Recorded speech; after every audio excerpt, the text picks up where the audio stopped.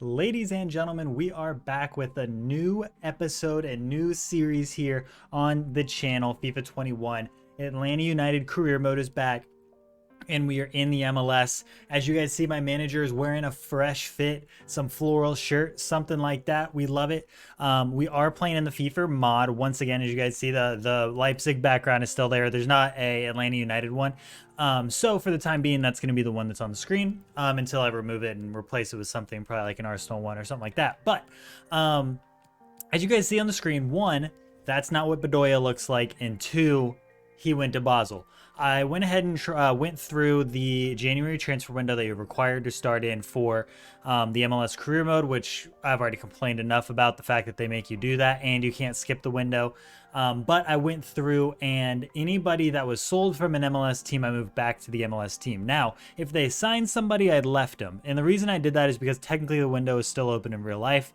Not that a lot of the signings that happen are probably that realistic, but, you know, why not? Just to make it a little bit more interesting.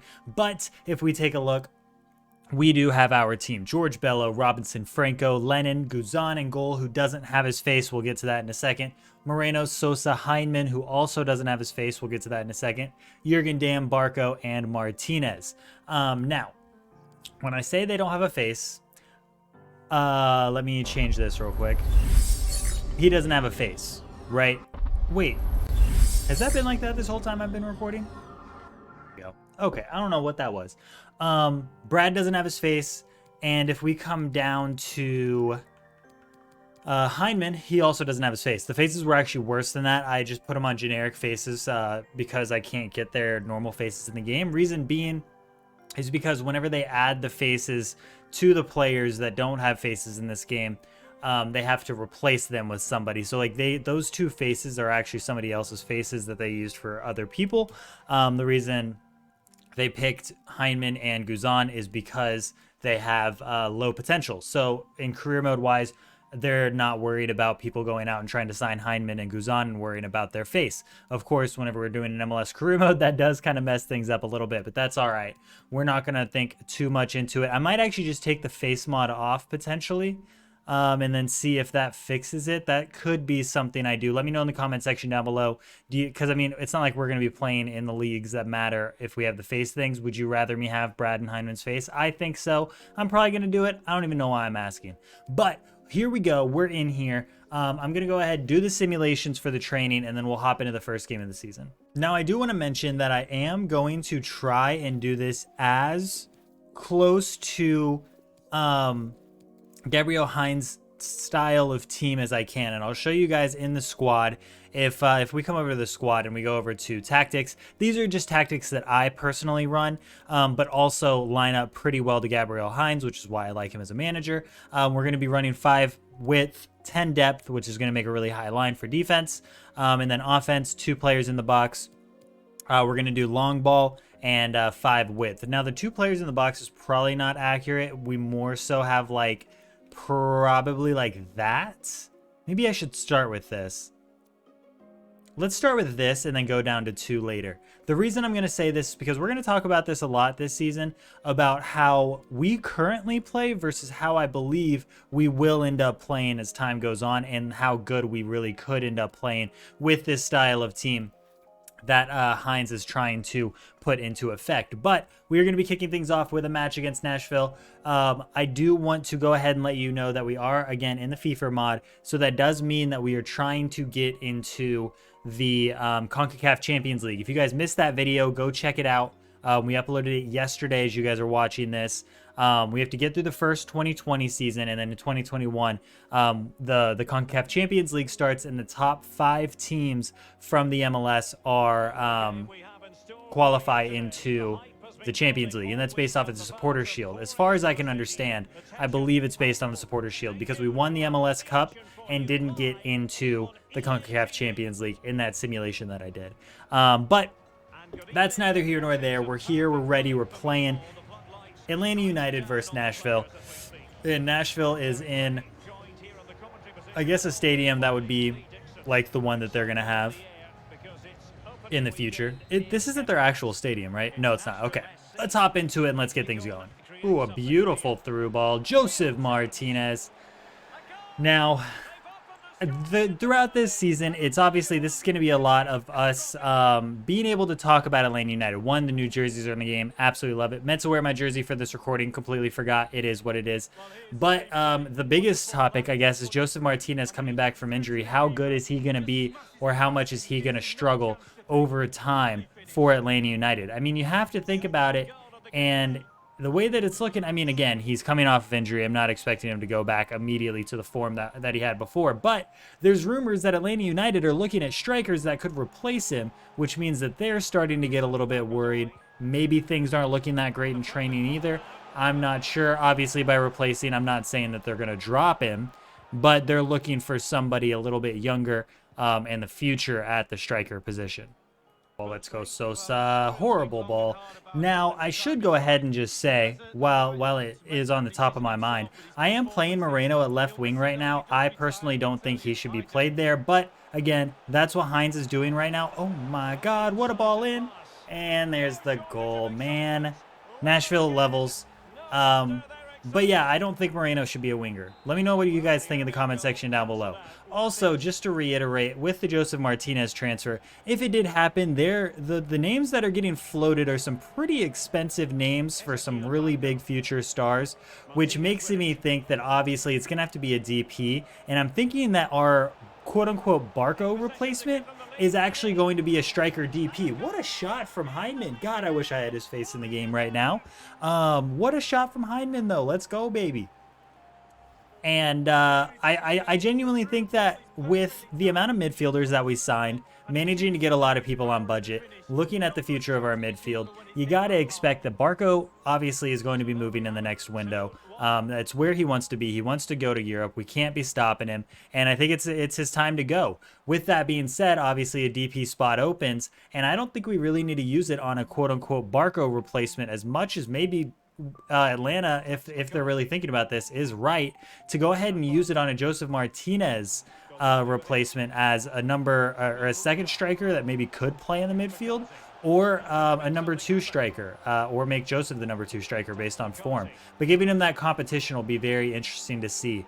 But yeah, just my 2 cents on the Josef Martinez debate so far. Not so much a debate, but you know what I mean. And missed the goal. Now, as we do get started in the second half, and I will go ahead and say these videos are probably going to be a little bit longer, especially after recapping like a game or something like that, because obviously I'm going to have opinions, and I'm going to want to share those opinions. That's kind of another point of this whole series as we do lead up into trying to push forward for the CONCACAF Champions League, right? I'd be hard-pressed not to mention it, right? The CONCACAF Champions League matchup against Philadelphia went horribly wrong. And I was already saying, I think I've said it in a couple streams and a couple videos at this point, but Atlanta United, when they're gonna win pretty comfortably, and they're gonna look pretty good, right? As long as our finishing gets there, because we got the chances. We really just need to put the ball in the back of the net. With that being said, when we do lose, it's probably going to be pretty similar to that, just based on the style of play that Hines has. Oh, what a shot for Moreno. Let's go, baby. 3-1. We are always going to be looking to attack. We're always going to be pressing forward. When we go down, we're going to try to get back and win some games. I think we're going to win a lot of games this year, but I think we're going to lose more games than we draw. And I think the Champions League was a really good show of that, I guess.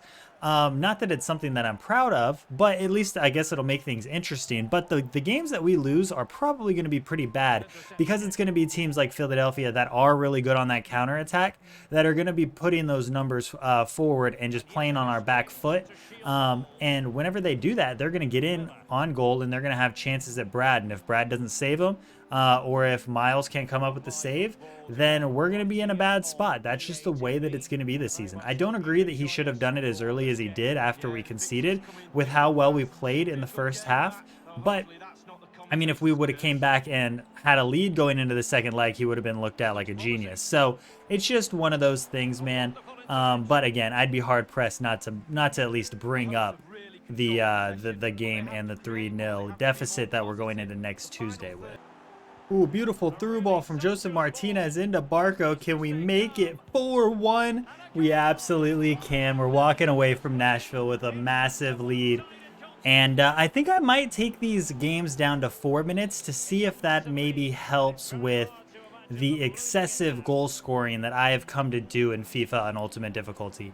Unfortunately, the game has become a little too easy for me in career mode, and if you guys watched the last manager career mode that we just ended, a lot of games ended with a lot of big score lines. That being said, we still didn't win the Champions League, but you know, it is what it is. All right, and there the whistle goes, 91 minutes. And we do get the win to start off the season against Nashville. Beautiful little scoring. Joseph Martinez able to get on the scoreboard. They shot and scored their only shot of the game, but that is a-okay. Decent start to the season and the series. I am going to go ahead and move it to 4 minutes before I forget. If I remember how to do so. Smile. There we go. And for those wondering, because I know the question will get asked at some point, yes, I am playing on Ultimate Difficulty. If you guys ever question that, you can look at our, when the game starts. Right before I go into the game, it says what the difficulty is. So, just so you know. We don't have anybody good in our... I'm just going to go ahead and release all these people, honestly. All right, for the second game of the episode, we are going up against FC Cincinnati. I'm going to have to go in and do all the training because I can't let my player ratings go down like this. I think I'm just going to get like a B or a C on them and not even worry about it, just so that, you know, players don't degrade, because that's what they're going to end up doing. But we are back at home, Mercedes-Benz Stadium, which just got announced, by the way, that we're going to 100% capacity for our next game, which is against Montreal, which I'm ever so sad that Thierry Henry left Montreal before he came to Atlanta, because God only knows I just want to see the man in person. You know, that's all I'm saying. That's all I'm saying. Never got the chance whenever he was in New York. Never got the chance, obviously, when he was at Arsenal or any other team in Europe. And it would have been cool, even just to see him on the sideline, man. But it is what it is. But yeah, it's 100% capacity. I do still have season tickets, and I plan on being there for the 100% capacity game. I do have my double shot vaccine, though, so there is also that. But yeah, I don't know. Let me know how you guys feel about the 100% capacity. Are you guys Atlanta United fans, and are you guys going to the game? Ooh, beautiful ball in. Baby boy Barco with the goal. I should go ahead and preface, we have already had some offers come in for Barco. The next transfer window is closed, so no more transfers will happen until next January for the next season. I'm going to try to keep the team just as close to the same as I can. But again, if an offer does come in for Barco, I might sell him and see if I can bring in a quote-unquote Joseph Martinez type replacement, just to kind of go with that storyline, because I do think it is really something that could end up happening in the future for Atlanta United within the next season or so. So it'll be interesting. I will go ahead and say this will be the last like little segment I guess I talk about Atlanta United's current new changes in team and stuff like that, as we maybe score another goal with Barco. Let's go, baby, right before halftime. Sosa is my early favorite for our best new signing. Between this season and last season, in all honesty, I love watching Sosa. I think he was the perfect upgrade from Remedi. I really enjoyed Remedi, but what Sosa gives us is so incredible. I mean, in my opinion, he is like almost a perfect middle ground of two of my favorite midfielders that we've had, which is Jeff Lorenowitz and Carlos Carmona. Carmona obviously wore the number 14, big fan. Ibarra wears 14 now. I don't know too much about Ibarra. I don't even know how much he's going to play. But Carmona wore 14, absolute beast of a man. He was a tank, a legend, a beast, an absolute dominator of the ball for us. And I think Sosa is going to be just that. I mean, he plays in between the defenders while we push forward. He gets where he needs to be. He's very aggressive, and he's willing to put himself on the line to make the tackle for the team. And I think that's really going to be absolutely vital as we do keep pushing forward. Oh my God, let's not concede there. Thank you. Boys, what are we doing? Please don't pass that. Oh my God. Leon Lopez is through on goal. He just came in. Let's go, baby. He gets his goal on the first touch of the game for him. Let's go, dude. I will say, so whenever I bring on Lisandro Lopez, I am changing him from the tactic of get in behind that I used for Joseph Martinez to target man. Both are great and work fine for both of, well, not both of them, for Joseph Martinez, but target man is an absolute necessity for Lopez because he's not quick at all. But I do plan on using him a good bit this season, as I expect we will in real life.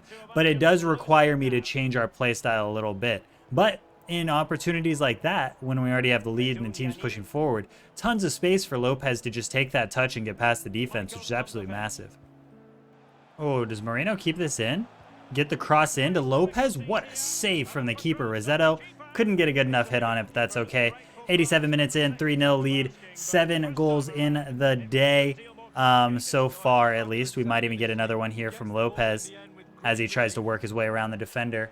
Almost a pen opportunity. Again, I did move it to 4-minute halves, so hopefully we won't have too many games that are like this. It is Cincinnati at the end of the day, who I do think got better, but still Cincinnati. So we'll see, but that is the end of the match, a 3-0 victory at home. Again, rocking our floral shirt. Absolutely love the mod in terms of all the different shirt combinations you can wear as a manager.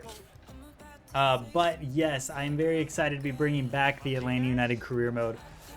I had fun with the manager career mode after leaving Atlanta United, but it was time to come back. It's time to fight for the CONCACAF Champions League. And in theory, winning the CONCACAF Champions League, I have read that it's not perfect in terms of getting into the Club World Cup, but I should be able to win the CONCACAF Champions League and then go to the FIFA World Cup. So in a perfect world, we should be able to do an Atlanta United career mode until the end of the season. But we'll see how things go. That is where we're going to leave it for today, though. If you guys did enjoy, make sure you like, comment, and subscribe. Let me know in the comment section down below what else you guys want to hear me talk about throughout this series. What else do you guys want to see? Maybe some different formation changes, style changes, players, stuff like that. Let me know in the comment section down below. But again, if you guys did enjoy, make sure you like, comment, and subscribe. And until the next one, I'll see you guys later. Peace. Is it my fault?